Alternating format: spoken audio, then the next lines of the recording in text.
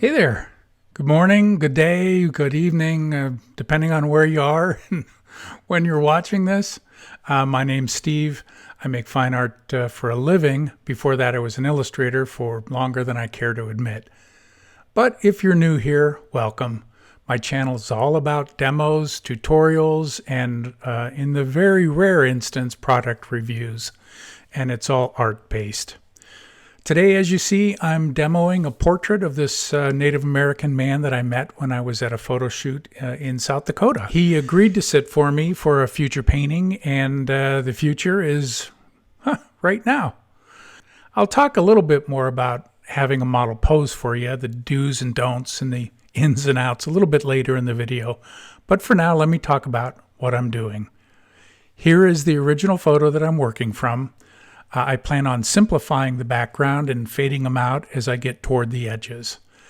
Now, normally I'll start with the background and work my way forward if I'm painting a scene like this, because these kinds of paintings are all about the light effect. And if I don't get that right, well, there's no reason for me to continue. I might as well put it to good use and chuck it in the fire, have it keep me warm while I start over. On any painting I do, I start with the value that I know that I can hit because everything is going to be judged off of that value. And in this particular case, it happens to be the dark part of his hair. It looks black, but it's not. It's a very dark black purpley gray. But I assure you it's not black. If I had put black up there next to it, you'd be surprised at how not black it is. But I'll start with the dark value that I know, and then working up against that, I will put in the next shadow value, which happens to be the shadow side of his face.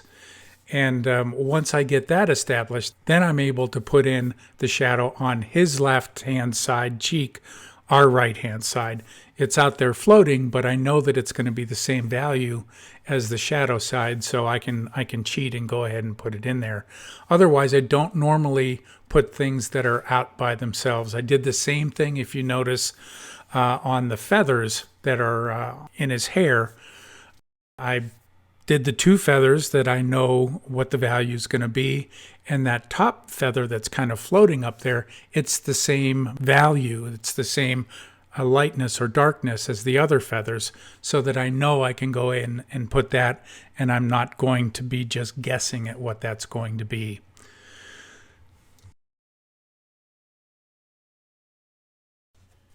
As I'm laying in these different tonal variations, you'll notice, I hope, that that the shadow side that I'm putting in pretty much is just a flat tone. Same with the dark areas in his hair. I don't need to get it exactly right. I'm just basically getting a general overall tone value in there that I can then go in and model the way I want it to. So I'm going to go with these larger shapes. I'm going to put them in as close to the right value as I can get, but knowing that I'm going to break things into smaller segments as far as reflected light and color temperatures. Right now, it's just important that I kind of keep them separate so that I have my light side and my shadow side, and I don't worry about what those small, minute differences are at this point. It's so easy to get lost in the weeds. That's the beauty of oil paint, is that you can go in and make all these changes and put the subtleties in, but when you start with your values, with your areas, you want to keep them as close to flat as you can get, knowing that you're going to go in and make your changes along the way. The modeling comes along, but you have to take your baby steps first. You want to get things in the right ballpark, and I always know that when I'm putting something down that I'm going to be going in and playing with the edges, playing with the different subtleties of value and modeling what's there. Now, I left this area on the left-hand side, his cheek there, without painting into it because I know that that's where the reflected light's going to be. I could have painted it to the edge and then added that reflected light, but I just find for me, I think in a posterized way, and I'll put those the colors in the way they need to be, but flatter, and knowing that I model them as I go. If you do this, then this way you're just dealing with small things at a time. Everything's in its order, and you don't worry about, well, I need to do this or that. You know that this is the step first, and I can take care of that as I go along.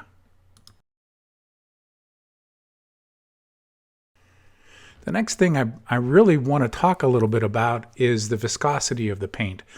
How thick is it, or how thin? Do I thin it down with Gamsol to start with? Or do I paint with it thickly? Now, you'll hear this a lot. You start with your paint being thin, and then you paint thicker as you go along, and that's definitely true. I used to use a lot of terps whenever I started, or paint thinner. And I found that what would happen is it would get very slippery on me, and I'd have to wait for it to dry until I could go in and make the changes that I want. Until probably a few years ago, I realized it's a whole lot easier if I don't use as much of that paint thinner. So all I'll do when I'm getting a brush full of paint, I will dip my paintbrush into my paint thinner, and I will dab it off on my paper towel, and then I'll mix my paint into that. So there's a very little amount of paint thinner on there, but not very much. But I do paint thinly. And you'll notice that I can go over things almost immediately because I don't have a lot of that slipperiness that you get whenever you use paint thinner or mineral spirits or whatever you like to use. I use Gamsol myself. So I'm not constantly fighting it. So that's one of the things that we each have to determine for ourselves what's going to work for us. The viscosity of the paint is such a uniquely personal thing. I know guys who paint and they put liquid in right away, and it works for them, and they do beautiful paintings. And I know other guys who they never put any kind of medium down, and they just start with real thick paint, and that works for them. But what has always worked for me is I just have to paint with thinner paint with a very small amount of the paint thinner, and then as I go along I can add thicker and thicker passages, especially as we go lighter and lighter. So anyways, I hope that makes sense. Let me know if you have any questions about that. But now I've gotten the dark side in, and now it's time for me to start adding in on the light hand side.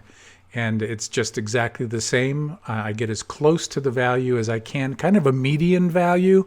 I don't go towards the dark side and I don't go towards the light side. I try and keep it in the middle, knowing that I can then come back with my brush and either wipe off what I need to add over the top of it, or just paint right over the top. Sometimes, like if I'm doing rocks or things like that, I'll find that I will wipe off some of the paint so that I can get that nice edge. But generally, and on this painting in particular, I don't do a whole lot of wiping. You'll see that when I start painting in the background, I will use I'll use a brush, but I'll also use a paper towel, and I'll kind of smooth it over. There's one portion where I use the palm of my hand and smooth out that background because it gets a little bit too precious back there. You want it to be nice and smooth, and then you can add your things in over top of that. But right now I'm just really interested in getting this paint covering the canvas so I can judge paint against paint and not paint against a white canvas. Now normally I'll tone my canvas, but on this particular painting, because I'm going to have that white of the canvas showing through towards the edges, I didn't want to tone the canvas, so that's why I left it white. Plus it's a little bit of a challenge to see what I'm able to do, and that's always fun to try. To the river we go, leave our worries on the shore and drift away. On the river we know, sometimes the perfect words are never said. I spilled my coffee, I don't feel like talking. My worries just keep growing by the day. I need a moment where the green and blue appear, to spin a rock and watch the ricochet. To the river we go, leave our worries on the shore and drift away. On the river we know, sometimes the perfect words are left unsaid. You could change your mind when you're intertwined with the water and the waves.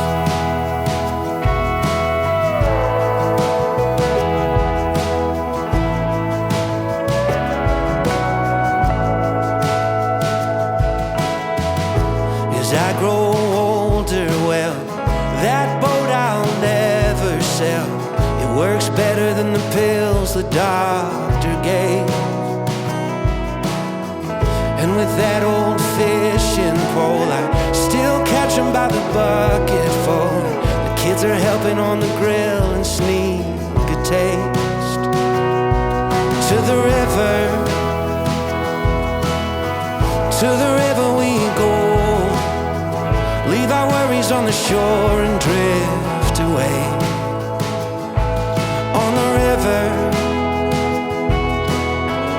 On the river we know, sometimes the perfect words are never said. You could change your mind when you're intertwined with the water and the waves.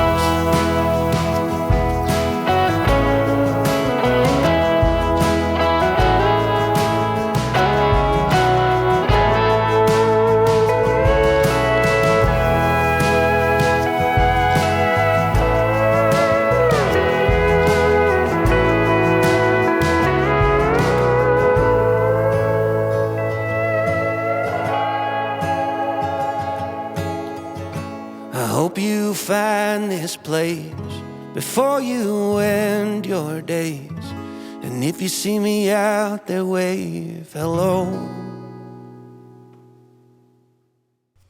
Thank you, Michael. That was nice. So, as I'm going along here, we come to a portion of this Indian's face where there is a lighter tone. What I've found with people who are sunlit, as the face turns towards that highlight, because you've got the sky reflecting onto their skin, it's going to get a little cooler. The highlights are, especially when you're dealing with Native Americans whose skin happens to be more brown or reddish. When I put the highlight on, we're going to be looking at kind of a purple, because that's the color that the skin reflected, at least that I saw. Yeah, I'm starting to put in a little bit of variation now, and the paint I'm putting on is still very thin. There's not a whole lot of thickness to it, so I'm able to work it back and forth pretty easily.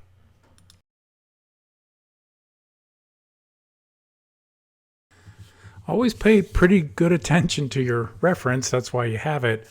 But I never feel like I want to be a slave to it. I always have a picture in my head as to what I'm looking to have the painting do, the face or what have you. And so you'll hear me say, paint what you see, but also paint what you know. So one of the things about painting from photographs is that some people become very much slaves to what's there. And if you do that, you're really just copying, what you see. You're not You're not creating anything more than what the camera saw. And for me, it's important that I paint what I want to convey in this painting. Nobody cares what the reference ultimately looks like. It's the painting they're going to be looking at. If something is, let's say you've got a photo and the highlights are blown out on it. Well, you know that you can't paint it like that, that you're going to have to make adjustments. Well, it's not just that you do that in the highlights. You do that all over the painting. But you have to understand that what you do in one part of the painting and make a change, you have to have a good reason, because it's going to affect other parts of the painting. And if you don't have a good understanding in your head as to what you're trying to do, you're never going to finish a painting. You're always going to be trying to understand why something didn't work. And sometimes, for me, something will work really well. I'll be very thankful, but I won't understand at the time why something worked so well. And it's only years down the road when I look back and I see, oh, okay, well, it worked so well because I simplified this area here, or I changed this color, or even that something as simple as I allowed the brush to do the work for me. And then through that, that's how you come to understand and learn, not only from your mistakes, but from the things that worked. But you may not always understand right away why something worked. Just thank the art gods that it did and move on. Alrighty, I'm starting to put the background in now. I know that I want it to be blue, but pretty neutral blue. We've got some blue that's going to be in his shirt. I definitely don't want a whole lot of focus to be on what's going on in the background. I just want there to be some paint back there, and I want it to fade away as you get towards the edges of the canvas. And it's going to be a little looser, but right now it's just not that loose, but we'll get there.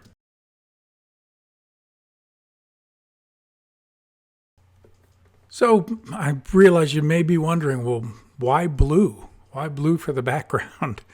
Well, it's almost a gray, but I thought the blue would be a good color background because it's the complement to orange, which a lot of his skin tones are, and I thought it would be a nice combination. So it's not just a willy-nilly thing. I consciously thought it through. I mean, it could have been green, but, you know, a nice blue of the sky, especially with the color of the reflections that's going to be going on his cheek and on his above his eyebrow there. I definitely wanted you to know that he's outside, and it's just a very simple background.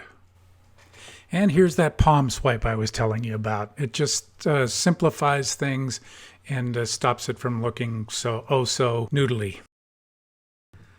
Another thing that I thought about for the reason for the background color, with the highlights on his black hair are usually blue or purple. I mean, you can go either way. I just thought that it would help to kind of merge those two things where the background comes into his hair and then you have some lost and found edges. And so that's another reason why I chose the blue. If you look on the left-hand side, I've got a word there that says gophers and then a bunch of numbers. That's because I'm in a constant war with the gophers, the pocket gophers here in Arizona. And I go out and I trap them usually in the winter when the soil isn't quite so hard, and I can dig down into our soil because it's so hard. But anyways, I keep a running tally of the number of gophers I've been able to trap. I hate gophers. And if you've ever had gophers in your yard, you know why. All right. Enough about gophers. Let's talk a little bit about brushes. There was a time when I used hog's hair brushes because I'm an oil painter, and that's what I was told everybody used, and that's what a lot of my teachers used. But then I noticed that some of my other teachers, they use synthetic brushes, and I tried those. And I've really come to love the synthetic brushes. First of all, they're a lot less expensive. I love the control that I get with them. I guess I've found that sweet spot for me that has the proper viscosity of the paint mixed with the brush. And a lot of times I'll use flats because I like to have that squared off look. But sometimes, sometimes it calls for rounds or filberts, whatever. But they make them in all different shapes. And the brand doesn't really matter to me. It's just kind of the springiness that matters to me. That's why you'll notice that just about, I think this whole painting I do with synthetic brushes. And right now I'm putting that highlight in. And what I'll do is, I'll put it in and then I'll go and I will carve into the shape to help make it the exact size and shape that I want it to be. Don't get me wrong, I love putting down a brush stroke and having it be perfect, but that doesn't always happen. Normally when I put down a brush stroke, I know that I'm going to be going in and I'm going to be playing with the edges normally of the brush. Once in a while you get it right at the beginning, but I know that I can always go in and model it the way I want. I don't normally want a really hard edge on a highlight on the nose. So I know that I'm going to go in and play with that. And if I want to carve it out, I'll wipe off the color that's on the brush, and then I'll just use the natural bristles to take off any paint that I don't want there.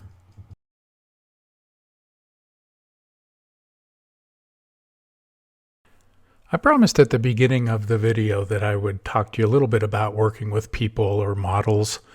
I don't know about you, but I've had a hard time in the beginning approaching strangers and introducing myself to ask them to model for a painting that I'm working on. I do still struggle with it, but over time I've made myself get over it and risk the rejection because the reward is so great. If you're a representational artist who paints people, you'll have to do this at some point. Here's what I've found that's worked for me. First, I always go up to the person with a smile on your face and say hello. Duh. Don't try to shake their hand right away. Wait. Some people aren't comfortable with you invading their space so soon. I start with a compliment, such as telling them that you noticed them because you thought they looked great and or like their style. Then tell them that you're an artist and was hoping that they'd allow you to take some quick photos of them for the painting that you'd love to do. They may look or act perturbed, but keep going. Ask if you could show them a few examples of your work. Open your phone and quickly have your work right there. Just don't stumble around and search through reams of photos to show them a painting or two. Respect their time. This is where you can lose or win them over. When they say yes, because they always do, either pull out your camera or phone and ask them to pose for you doing this or that. It's always best just to start out with a typical snapshot and then take several more as you go along with them turning this way or that or looking away from you into the distance. Ask them to do what you need them to do. You've gotten this far, don't be afraid to ask for what you need. Sometimes they'll ask you if you're going to post them on the internet. Assure them that you're not going to, but if they give you their email address, that you're happy to send them the photos and they can do with them what they want to.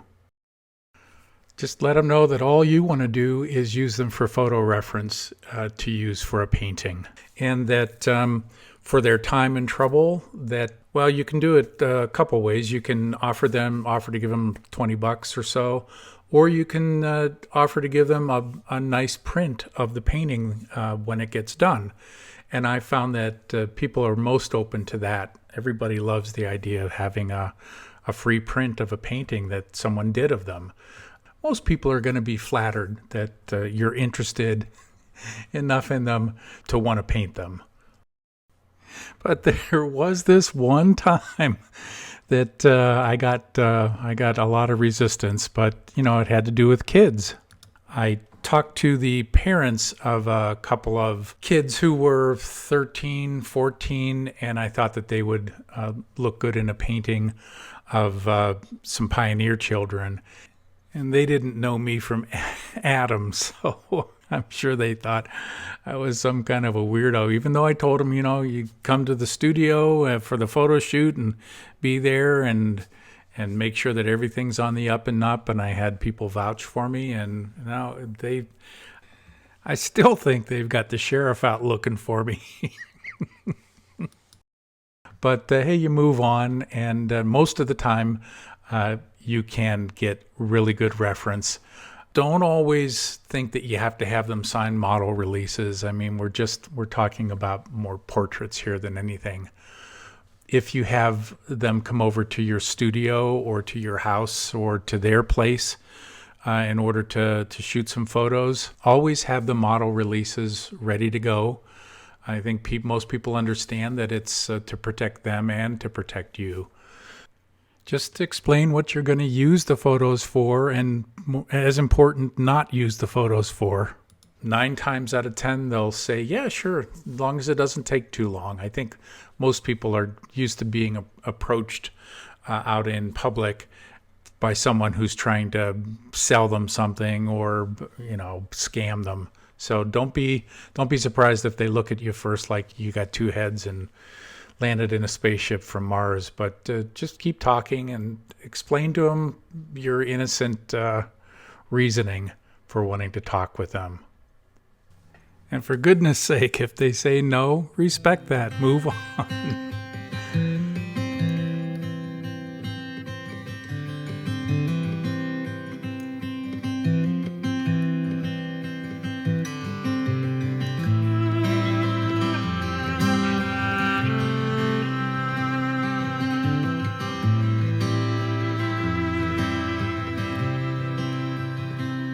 Let the first sound you hear be a beating heart, speeding bright, speeding bold.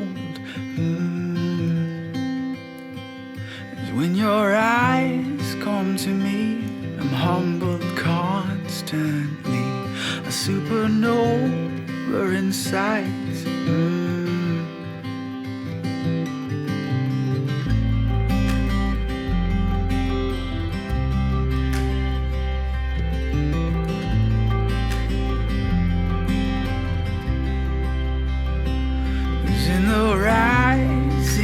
Fall of the mountains in your breath. There are dreams,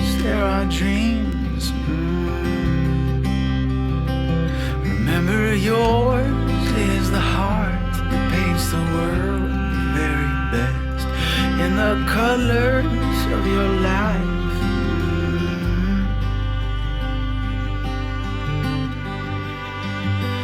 So be kind, have courage, treat yourself with dignity.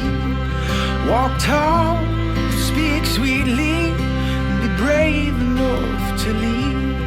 It's when you're caught in the darkness that comes over me. Remember, yours is a light that the darkness cannot be. That yours is a light that the darkness cannot be.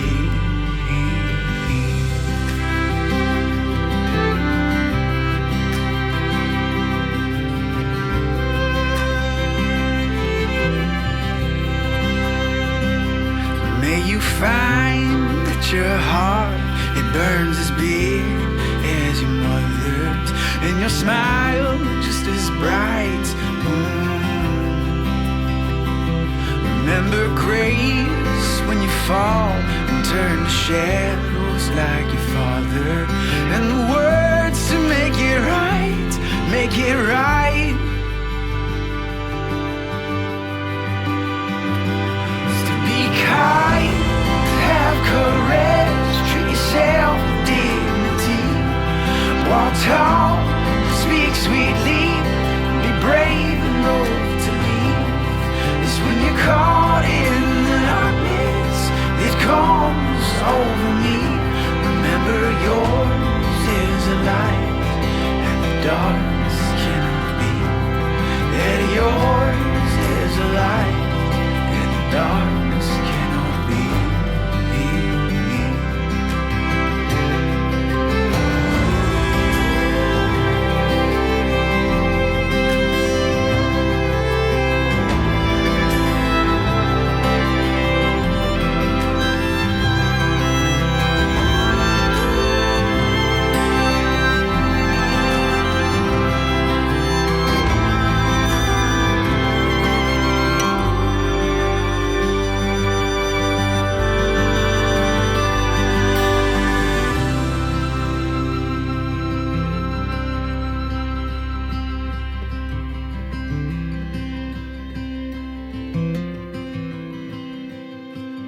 And as you fall into stars, find your place among the orchards. Know you're perfect as you are.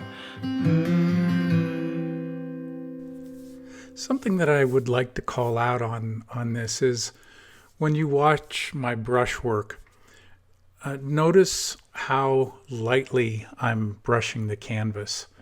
I'm not picking up a lot of the paint that's underneath it because I've got a very light touch, and a lot of people, myself included, when I first started, get frustrated because you put the paint down, and it seems like you pick up what you had underneath it.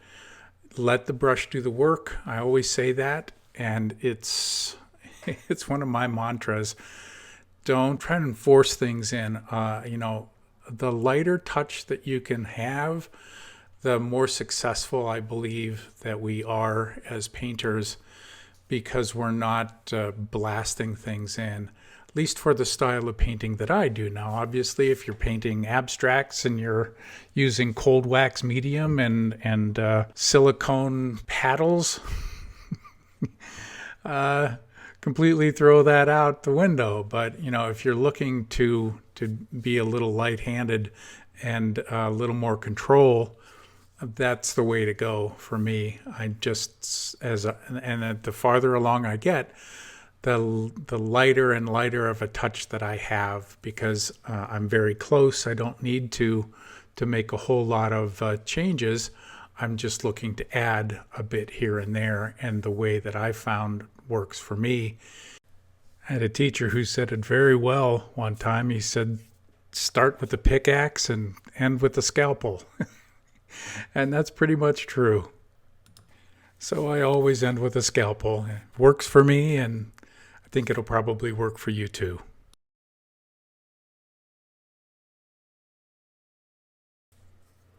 So I'm kind of coming down the home stretch here. There's really just some finishing to do.